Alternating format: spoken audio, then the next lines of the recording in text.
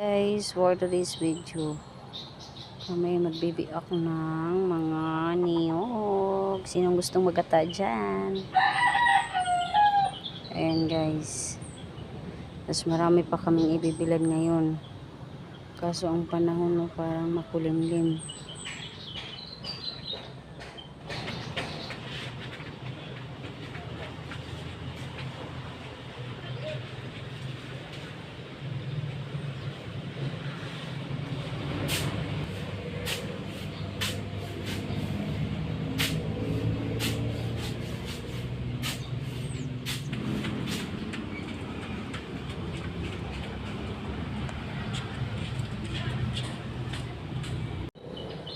Ayan, gumamila oh. Ang daming bulaklak.